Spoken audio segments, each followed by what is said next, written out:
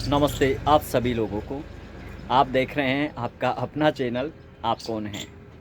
ये पीछे जो देख रहे हैं ये बेल है। इस बेल को विदारी का बेल कहते हैं। मांस वगैरह फट जाए तो उसमें काम आती है।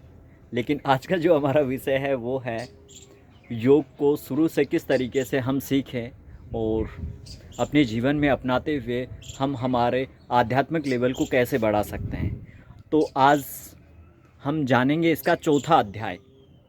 हमने 3 अध्याय सीख लिए थे, एक बार दोबारा से रिवीजन करवा देता हूँ। पहला था सत्य, सच बोलना। दूसरा था अइश्ते और तीसरा है अहिंसा। आगे पीछे कैसे भी आप ले सकते हैं इनको। और मैं फिर बता देता हूँ, यम नियम हमें नैतिकता की शिक्षा देते हैं, लेकिन नीतिवाद होना बहुत अच्छी बात है, लेकिन केवल नीतिवाद को अपना परम और चरम लक्ष्य बना लिया तो हमारी गति नहीं हो पाएगी। इसलिए साधना में आगे बढ़ने के लिए हमें नीतिवाद के साथ साथ हमें चरम लक्ष्य नहीं बनाते हुए अपने लक्ष्य की तरफ, समाधि की तरफ आगे बढ़ना, अपने को अनंत विकसित करते जाना। हमारी कुंडलिनी जो सुप्त शक्ति में पड़ी हुई है उसे जगाना चाहिए। आज का जो यम का चौथा अध्याय है वो है ब्रह्मचर्य। ये जो पेड़ देख रहे हैं ये है इलायची का। इस तरीके का इलायची का पेड़ होता है। ये पीपल का है। हमने काफ़ी सारे पेड़ पौधे यहाँ लगा रखे हैं। चलो आपको टॉपिक से नहीं भटकाता हूँ। अपन देख रहे थे ब्रह्मचर्य के बारे में।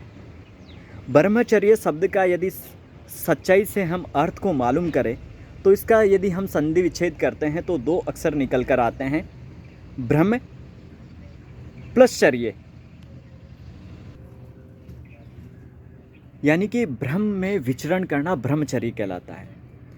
मनुष्य जब बाहरी भाव से कुछ काम करता है या काम की भावना लेकर आता है, उस समय वह जिन वस्तुओं से अपने को जोड़ लेता है या काम करता है या काम की भावना लेता है, उसे जब वह जड़ खंड वस्तु के रूप में देखता है, और इस प्रकार खंड वस्तु की ही हमेशा साधना करने से मन खंड वस्तु में इतना लिप्त हो जाता है, डूबा रहता है जड़ता की तरफ ही, उसकी चैतन्य सत्ता भी जड़ता में बदल जाती है ऐसा करने से। ये लाल चंदन है, हमने लगाया था यहाँ पर। अभी थोड़ा इसमें पतझड़ आ रखा है। हाँ, तो ब्रह्मचर्य साधना का अर्थ है जिन वस्तुओं को लेकर हम काम करते हैं या काम की भावना लेते हैं उन्हें जड़ वस्तु के रूप में न देखकर ब्रह्म के विकास के रूप में देखना चाहिए। यानी हर चीज़ को ब्रह्म के रूप में ही देखना चाहिए। इससे मन एक विषय से दूसरे विषय में जाने पर भी सब चीज़ों को ब्रह्म की दृष्टि से देखता है, और ऐसा करने से हमारा मन उस काम के प्रति श्रेष्ठ हो जाता है और ब्रह्म को छोड़कर कहीं नहीं जाता है। इस प्रकार प्रेय साधना श्रेय साधना में बदल जाती है और काम तो प्रेम में बदल जाता है। ये पेड़ देख रहे हैं, ये है, बताओ जानते हो तो आपको मैं ही बता देता हूँ। ये है सिंदूर का पौधा। बहुत लोग शुक्र धारणा को ही ब्रह्मचर्य कहते हैं। उन्हें याद रखना चाहिए ब्रह्म और चर्य दोनों शब्दों में से किसी का भी शुक्र शब्द से कोई संबंध नहीं है, न ही इसका अर्थ है और न ही उसका भाव है। ब्रह्म प्लस चर्य ये कहीं शुक्र या वीर्य के संबंध में नहीं है। इसके अतिरिक्त शरीर विज्ञान के हिसाब से भी यह महत्वहीन है, क्योंकि शरीर जिन चीज़ों का ग्रंथियों का स्त्राव करता है वह अपने हिसाब से करता है और उसी हिसाब से उनको यूज़ में हमें लेना चाहिए। पर मनुष्य के जीवन में संयम बहुत ज़रूरी है। इसके स्वाभाविक धर्म के विरुद्ध चलना नहीं है।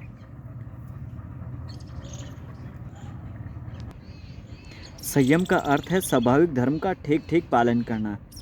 किसी खास उपाय से शुक्र को एकदम से रोक देना, उसके उपाय करके शुक्र की अधिकता को रोक देना किसी को साधारण तौर पर लौकिक ब्रह्मचर्य कहलाता है। वो जो ब्रह्मचर्य को रोकते हैं तो उसे लौकिक ब्रह्मचर्य कहते हैं, जिसका विवाह से कोई मतलब नहीं है। देखो, मैं आपको बता देता हूँ, मैंने जो ब्रह्मचर्य के बारे में समझा है उसके बारे में मैं आप लोगों को बता देना चाहता हूँ। देखो, शुक्र जो है हमारे शरीर के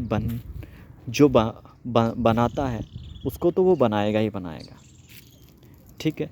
उसको रोकने का शरीर के पास कोई तरीका नहीं है कि उसकी अधिकता को या बनने की प्रोसेस को रोके। और यदि हम बाहरी तौर पर उस चीज़ को रोकने की कोशिश करते हैं तो रोकने से हमारे अंदर एक बवाल पैदा होता है। इससे क्रोध की वृत्ति और तनाव, डिप्रेशन, चिड़चिड़ापन, काफ़ी चीज़ें होने लगती है। तो शरीर का वो स्वाभाविक प्रोसेस है जिस प्रोसेस से ये सारी चीज़ें बनती है। तो ब्रह्मचर्य का यदि हम शाब्दिक अर्थ सही भाषा में लें तो यह है कि संतान उत्पत्ति के लिए किया गया काम वो ब्रह्मचर्य में काउंट हो सकता है। लेकिन अपने मन की इच्छाओं को पूरा करने के लिए किया गया शुक्र का क्षय वो ब्रह्मचर्य नहीं है। वो हमारी इच्छा जबकि और उस इच्छा की तृप्ति के लिए किया गया कोई काम, वो हमारी जो अंदर शक्ति है उसका नष्ट करना होता है। इसलिए आप लोगों को केवल ध्यान में रखना है, आप हर एक जानवर को देखना, हमेशा 24 घंटे नहीं लगे रहते, लेकिन मानसिक वृत्ति ऐसी बन गई है, इधर गौशाला वगैरह है, मानसिक वृत्ति ऐसी बन गई है कि उसके मन में 24 घंटे वही विचार घूमता रहता है, क्योंकि मनुष्य ने उस चीज़ को इतना दबाया है, इतना छिपाया है, जिसके कारण ऐसा हो रहा है। इसलिए व्यक्ति को मन को एकदम संयम रखते हुए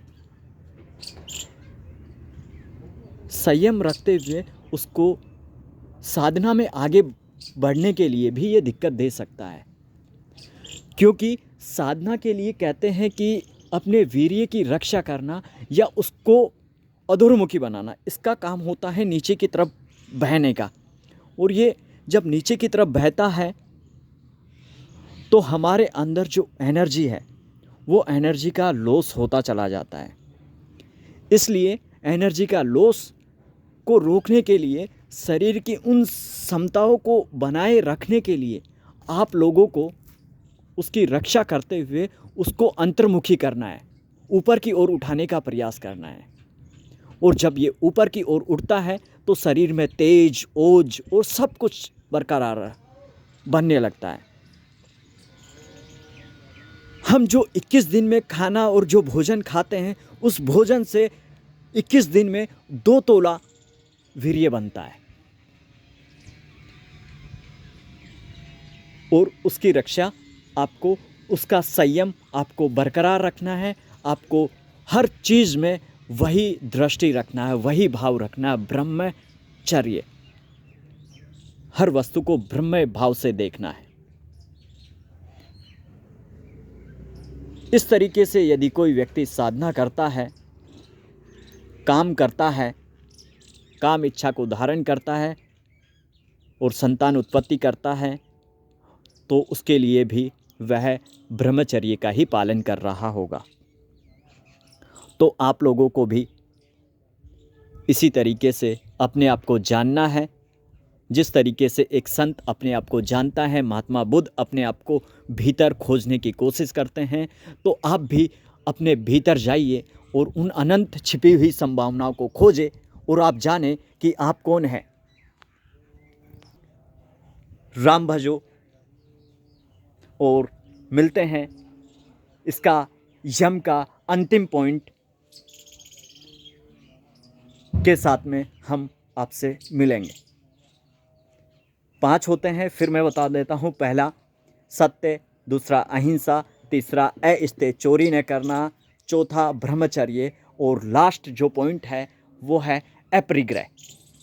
ठीक है, अपरिग्रह के बारे में हम लोग जानेंगे कि एक्चुअल में क्या होता है, हमें साधना में कैसे आगे बढ़ाएगा, ये हमारे तेज और उसको बढ़ाते हुए। नमस्ते, ज़्यादा समय नहीं लूँगा।